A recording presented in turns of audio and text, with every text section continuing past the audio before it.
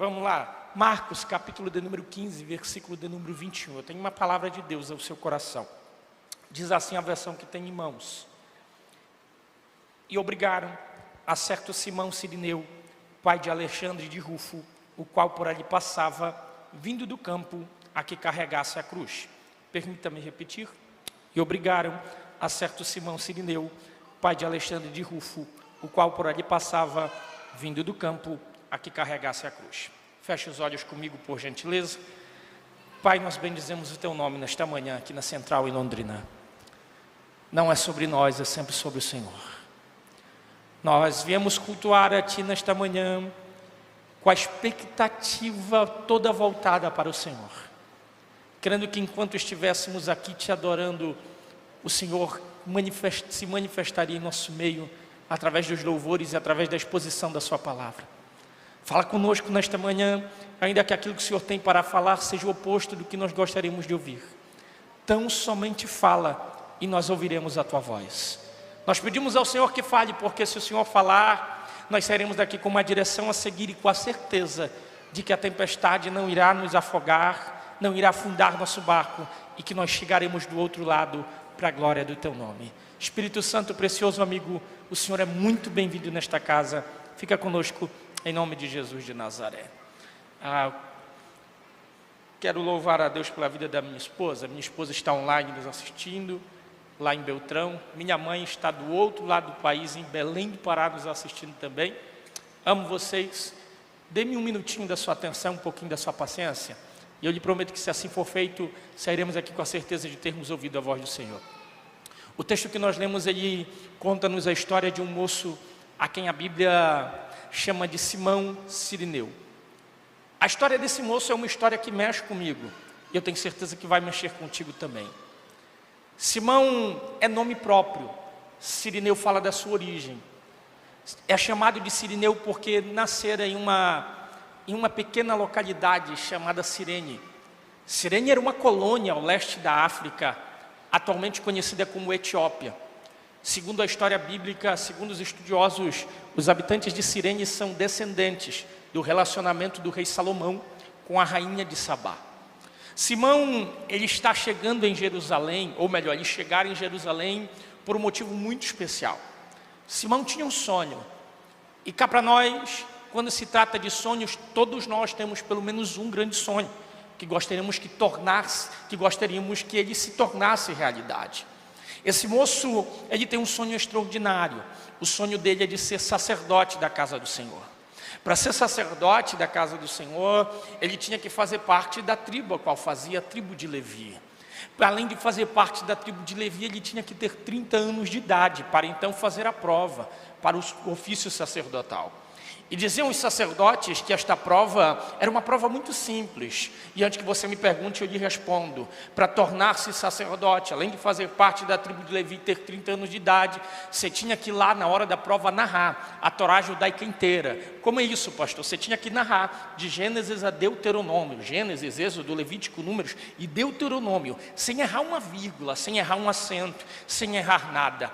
Esse moço, ele vai crescer, e enquanto está crescendo, ele assenta em seu coração: eu quero servir ao Senhor. O sonho é louvável, a ideia, o imaginário é incrível. Ele durante 30 anos, basicamente, vai se preparar para realizar este grande sonho. E no 30º ano de vida, ele agora está subindo a Jerusalém para realizar este sonho que está consumindo a sua alma, este sonho que arde em seu peito. Porque cá para nós, se existe algo que nos motiva, são os sonhos que nós temos. Quer ver? Em outrora, quando você era solteiro, você sonhava em casar e ter um bom casamento. Você casou com a mulher que ama, você casou com o homem que ama, teve um casamento fantástico. E aí, talvez antes de casar, o sonho era comprar a casa própria. Alguns compram antes, alguns compram depois. O fato é que tem a casa, e aí você compra o carro, e aí sonhou com o carro, realizou o sonho do carro, realizou o sonho da casa. Agora o sonho é ter filhos, posto que já diz um saudoso poeta que os filhos nada mais são do que a extensão do amor de um homem para com uma mulher. e ele vai dizer que quando um homem e uma mulher se amam tanto a ponto do amor não caber no peito, ele transborda para fora na forma de filhos. Aí você tem os filhos, realizou esse sonho. Agora, o sonho é ver os filhos bem, o sonho é ver os filhos formados. Os filhos cresceram, entraram na universidade, se formaram, estabilizaram financeiramente. O sonho agora é ser avô, é ser avó. E a verdade é que nós vamos vivendo à medida em que nós sonhamos. E cada sonho que temos, quando se torna realidade, ele alegra a nossa alma, ele alegra o nosso coração. E assim nós vamos caminhando. Imagine comigo alguém que se preparou durante 30 anos para realizar o seu grande sonho e que agora está a caminho de Jerusalém para realizar o mesmo. Só que aquela semana é uma semana complicada de chegar em Jerusalém, porque é a semana do Passat ou Pessat, a semana da Páscoa. Os judeus, eles não comemoram a Páscoa como nós comemoramos. Os judeus comemoram a Páscoa, celebram a Páscoa como um momento em que Deus os libertara como um forte do cativeiro do Egito, enviando o anjo da morte que passou por cima das casas que tinham a marca do sangue nos umbrais. E agora os judeus estão comemorando esta época. Eu ainda não tive o privilégio de ir a Jerusalém, de ir a Israel, mas eu tenho um amigo que vai lá todo ano, e um dos anos ele foi durante a Páscoa, e ele comentou comigo que ele não se programou direito, e é quase que impossível você encontrar hospedagem durante a Páscoa. Os judeus se param hoje, imagina naquela época, há milhares de anos atrás. Simão está chegando na época da Páscoa, na semana da Páscoa, não tem hospedagem, não tem onde se instalar. Ele vai fazer o que todo bom judeu sabe fazer. Ele vai até o campo, arma uma tenda, porque todo bom judeu sabe construir tendas. Ele deixa as suas coisas lá, e agora ele está caminhando para o templo. Ai, imagine a alegria que invade a alma deste moço. Foram 30 anos de preparação e agora está chegando no templo para realizar o seu grande sonho. Nada, absolutamente nada pode abalar a felicidade desse moço. Chegou o dia, chegou a hora de realizar este grande sonho. Ele está de caminho para o templo, até que em uma esquina, se você for a Israel e chegar em Jerusalém, você vai perceber que a cidade é dividida em duas cidades: a cidade antiga, histórica, por onde Jesus passou, e a cidade moderna, por onde andam os carros. Simão está caminhando na cidade histórica, e ele para em uma esquina que hoje leva seu nome, esquina de Simeon, e quando ele para, ele vê uma cena que chama a sua atenção. A cena é a seguinte: existe um prisioneiro com uma coroa de espinhos na cabeça, um madeiro de prováveis 90 quilos nas costas, uma manta vermelha como escarlate envolvendo o seu corpo. Ele está carregando uma plaquinha de 50 por 50, como se fosse um cordão no pescoço, onde está escrito a sua sentença, e a sentença que está na plaquinha é Rei dos Judeus. Ele vai morrer porque ele é Rei dos Judeus. Ele está caído na esquina, sem forças para levantar. Esta cena chama a atenção de Simão. Ele para, observa, e ele quer entender o que está acontecendo ali, porque uma parte da multidão grita crucifica-o, mas outra parcela da multidão, uma parcela muito maior, está gritando agora, ele é inocente. Isso chamaria a atenção de qualquer um.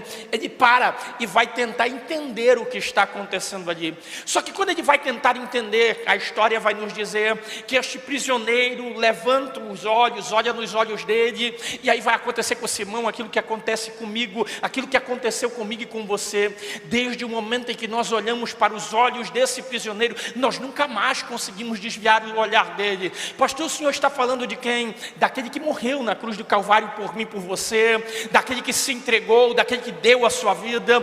O nome deste prisioneiro é Jesus de Nazaré. Ele está caído, sem força, não consegue levantar, e Simão está observando a cena. Enquanto ele observa a cena, existe algo que vai chamar a sua atenção. O soldado grita para ele: moço, ajuda o prisioneiro. Ele olha: é comigo? É com você mesmo? Ele diz: vou não. Por quê? Porque existe uma parte da história que eu não te contei. Essa não é a primeira vez que ele está indo para o templo. Essa é a segunda vez. Quando ele chega, arruma a tenda e parte para o templo, é de manhã cedinho. Como eu vos disse, nada pode abalar a alegria desse moço. Ele chega no templo, ele encontra uma fila quilométrica, mas nada abala a alegria dele. E agora, depois de alguns minutos, algumas horas, chega a vez dele de fazer a prova. Até ali ninguém tinha passado de Levítico. Simão chega diante do sacerdote, o sacerdote olha para ele e diz: Deus te abençoe, pode começar. Ele começa: no princípio criou Deus os céus e a terra era sem forma e vazia, e o Espírito de Deus parava sobre a face do abismo, e disse Deus que haja luz e houve luz. E ele vai narrando o livro de Gênesis, e ele narra de uma forma fantástica, sem errar nada. Ele então vai começar o livro de Êxodo, e no livro de Êxodo, no capítulo 2, existe um versículo que eu amo: e foi-se o homem da casa de Levi, casou-se com uma mulher da casa de Levi, e tiveram um filho. E ele vai narrando, esse menino, a saber, é Moisés, e ele narra Êxodo de uma forma extraordinária. Ele então chega em Levítico, ele narra Levítico e consegue narrar sem errar nada, pastor Secom. Quando ele termina, o sacerdote está olhando e deve estar se perguntando: será esse que Deus escolheu? Agora ele vai narrar Números, e quando ele vai narrar Números, ele não erra nada.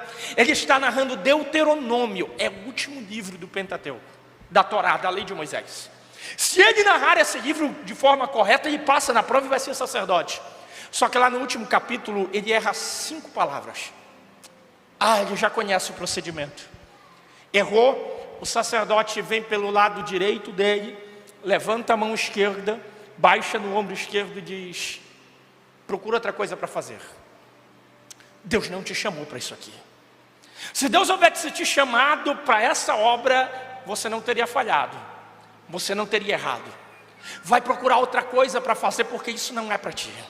Essa história, esse ministério, essa porta está fechada, você não conseguirá entrar. Quem deveria ter uma palavra de bênção, tem uma palavra de morte para esse moço. Preste atenção numa coisa: Simão foi fazer uma prova para ser sacerdote, e ele erra. Cá para nós, quem é que nunca errou na vida? Quem é que nunca cometeu um deslize? Quem nunca falhou na sua história? Quem é que nunca pecou? Todos nós que aqui estamos já erramos em algum momento. Todos nós que aqui estamos já falhamos em algum momento da nossa história.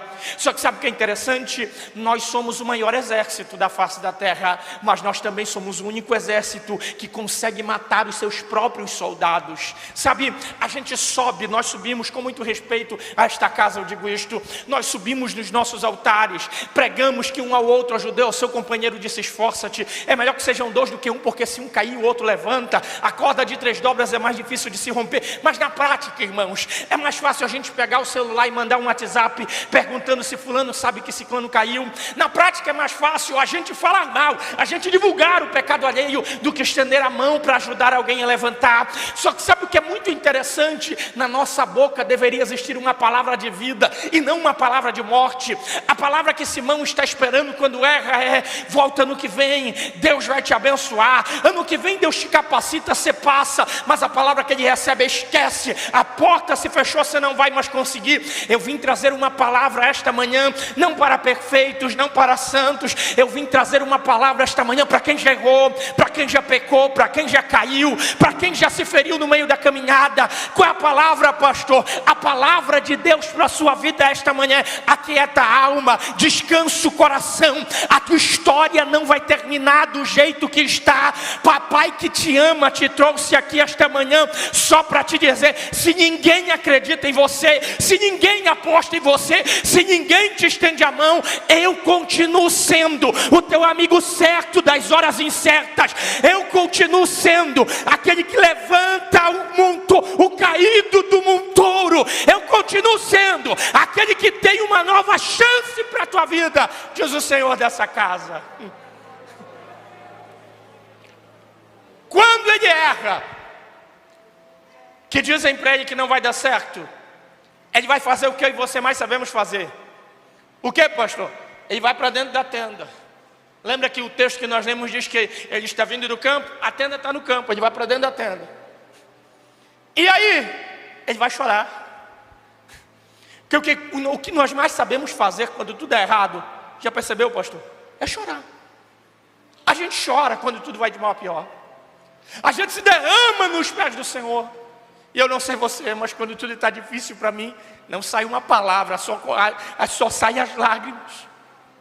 E glória a Deus que a Bíblia diz que o Espírito intercede por nós com gemidos inexprimíveis. A gente se derrama. E eu te entendo. Porque é tão difícil ver aquilo que tudo apontava que ia dar certo, dar errado. É tão difícil ver uma porta que nós sonhamos tanto se fechar. É tão difícil ver algo que nós queríamos tanto não acontecer. Dói.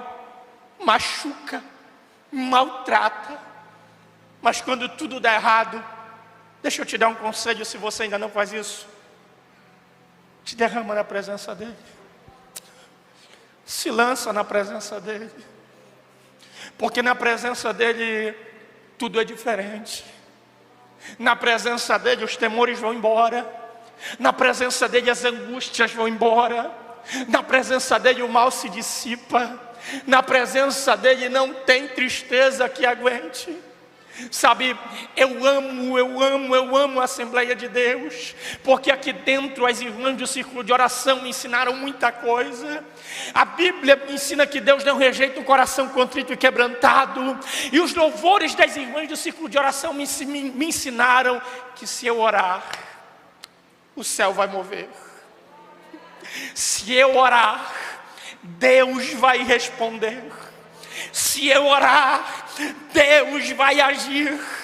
Ele entra na cova, o leão vai dormir. As irmãs do Círculo de Oração me ensinaram que Deus não rejeita a oração, que oração é alimento. Eu nunca vi um justo sem resposta ou ficar no sofrimento. Já diz a nossa irmã Cassiane, basta somente esperar para ver o que Deus irá fazer. Escuta isso aqui, irmão. Escrito está que a oração de um justo pode muito em seus efeitos. Eu não faço ideia de como você adentrou nesta casa, mas independente de como entrou, Jesus te trouxe aqui para te dizer, eu ainda ouço a tua voz, eu ainda ouço a tua oração. Fica tranquilo, porque eu tenho controle de tudo, diz o Senhor dessa casa. Aleluia. Ele ora. E agora à tarde ele vai ter que voltar para o templo, porque a lei dizia que todo homem que estivesse em Israel pela primeira vez tinha que ir para o templo à tarde, e tinha que ir vestido todo de branco, porque o sacerdote iria imolar o cordeiro. Ele ia subir na pia de bronze, no altar que ficava a 7 metros acima do nível do chão, iria imolar o cordeiro, enfiar uma adaga no pescoço, o sangue ia cair na pia. Ele ia dar 7 voltas sobre o altar. Ele iria pegar uma planta que mais parece uma esponja chamada isopo, iria embeber no sangue, tiraria a mão, apertaria e sacudiria a mão. E os homens que estariam vestidos de branco ali embaixo do altar. E o homem que conseguisse pegar uma gota de sangue na sua roupa, poderia entender que Deus estava perdoando todos os seus pecados daquele ano.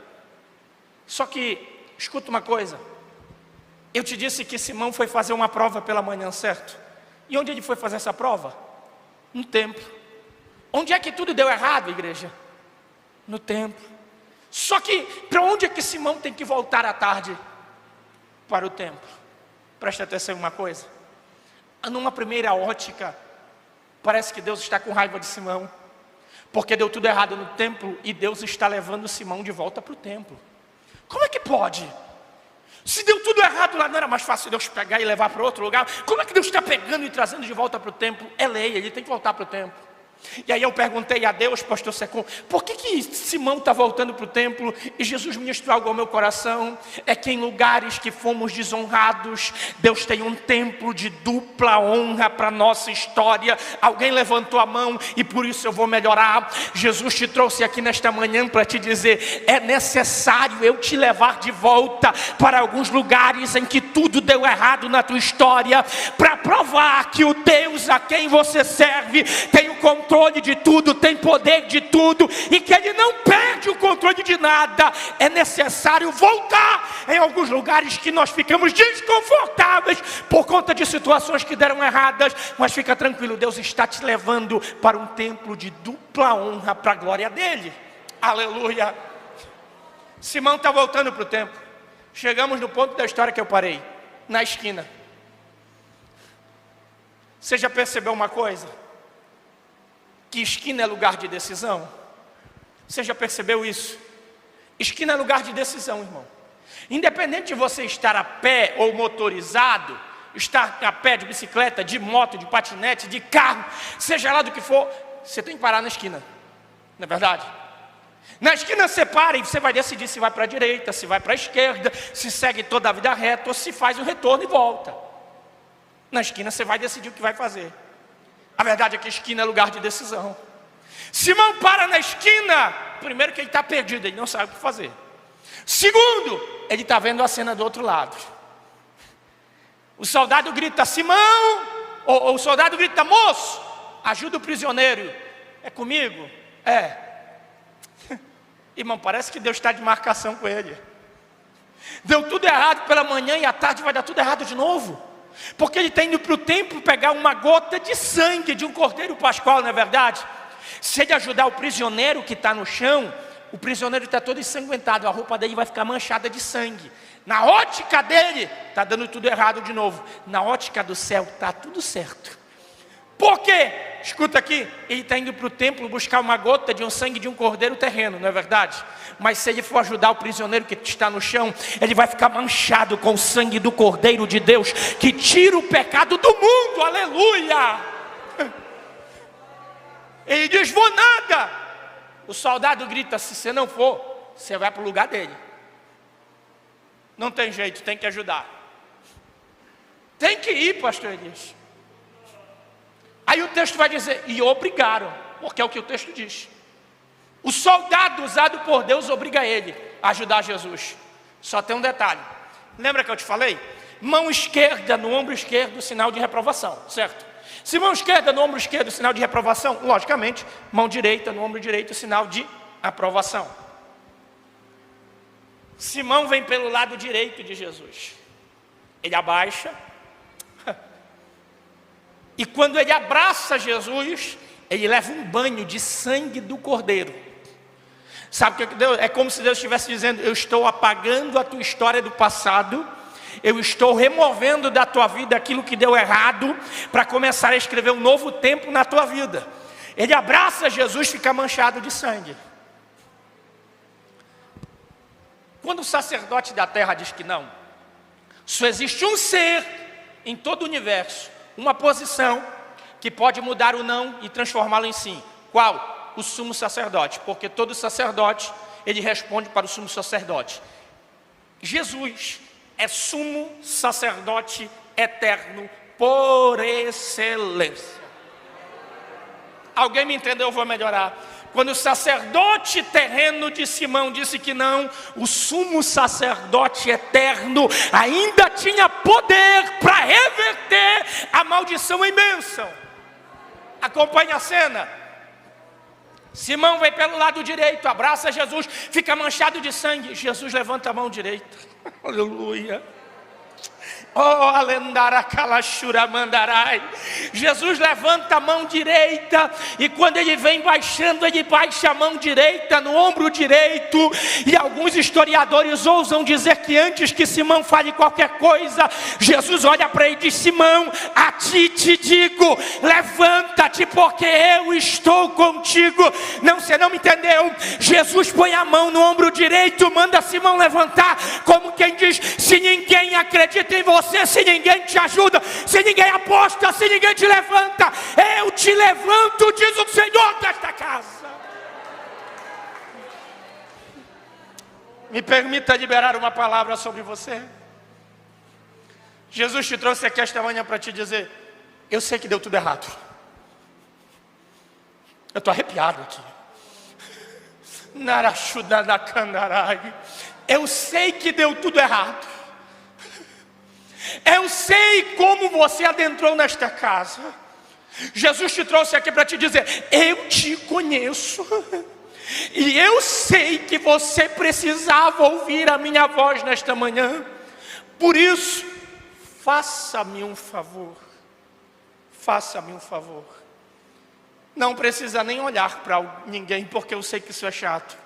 Mas se você puder, abra a boca para alguém do seu lado ouvir e libere a seguinte palavra para ele. Hoje, vai comigo, hoje Jesus te levanta de novo. Não, fala com autoridade, que nem você acreditou nisso. Fala para alguém: hoje Jesus te levanta de novo. Hoje Jesus te levanta. Alguém começou a crer e por isso levantou as mãos para adorar a Deus. Eu vou deixar você adorar, e se você pode, abra a boca e libere uma palavra de adoração ao Deus que está aqui nesta manhã e que te trouxe aqui para te dizer: hoje eu te levanto de novo, diz o Senhor.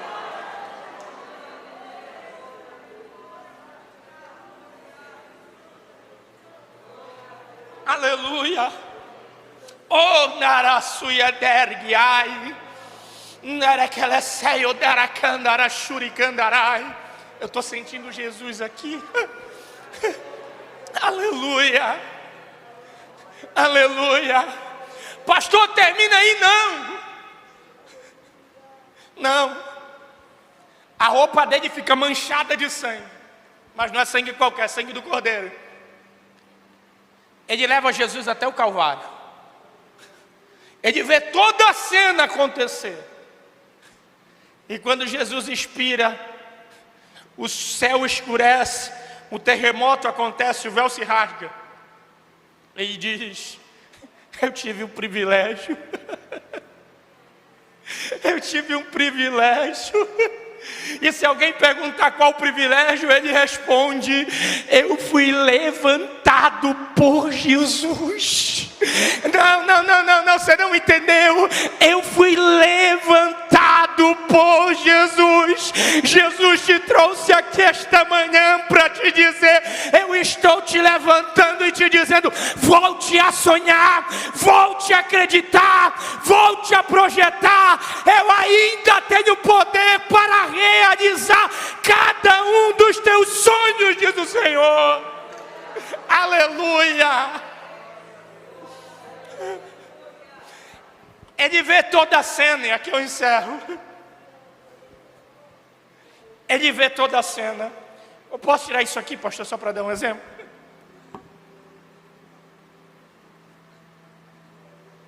Ele vê toda a cena. Ele olha para aquela roupa, está manchada de sangue. Aleluia. E todas as vezes que ele olha para a roupa, ele lembra: esse sangue purifica. Esse sangue liberta. Ele vai para casa. Quando ele chega em casa, o texto diz que ele é pai de Alexandre de Rufo. Os meninos estão esperando. Imagina a cena: papai, o senhor trouxe um presente para nós? Trouxe. Um denário? Não. Uma espada romana? Não. Um escudo romano? Não. O que o senhor trouxe? Minha roupa manchada de sangue. Papai, com todo o respeito, o senhor está louco? Não. É que eu preciso contar a história. Qual é a história, pai? Lembra que o pai ensinou para vocês que os profetas profetizaram que o menino nos nasceu, um filho se nos deu, o principado está sobre seus ombros, seu nome será maravilhoso, conselheiro, Deus forte, Pai da eternidade, príncipe da paz. Lembra que os profetas profetizaram que da raiz de Davi se levantaria um. Lembra que o próprio Deus profetizou em Gênesis 3,15 que da semente da mulher nasceria um que esmagaria a cabeça da serpente. Lembra que os profetas profetizaram que o Messias viria. Lembra, papai, eis aqui o sangue do Cordeiro. Eu tive o privilégio de encontrar com ele, e eu o encontrei. E ele vai contando a história. Alexandre parece que não se interessa tanto. Aqui eu encerro. Os historiadores vão dizer que Rufo se interessa. Rufo pega a roupa, sai correndo pela cidade dizendo: Jesus tem poder e o sangue dele liberta. Jesus tem poder, o sangue dele liberta. Jesus tem poder, o sangue dele liberta. E aí, aquilo que começou através da vida de Simão alcançou a toda a sua casa. Por gentileza, levante uma das suas mãos. Me permita liberar uma palavra profética bíblica sobre a sua vida. Aquilo que Jesus começou através de você vai alcançar toda a sua casa para a glória de Deus. Me permita. Você é apenas o primeiro de um processo que alcançará toda a sua família. Jesus te alcançou para, através de você, alcançar toda a sua casa para a glória dele. Se coloque de pé.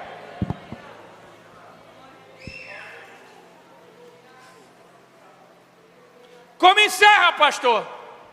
Paulo vai escrever em uma das suas cartas, ele diz: eu saúdo a Cleopas, eu saúdo a João Marcos, mas eu também saúdo a Rufo, importante cooperador do Evangelho. Não entendi, pastor. Rufo se torna pregador da palavra de Deus. Jesus te trouxe aqui esta manhã para te dizer duas coisas: teus sonhos não acabaram, tua história não acabou. E segundo, o que eu comecei através de você vai alcançar toda a sua casa.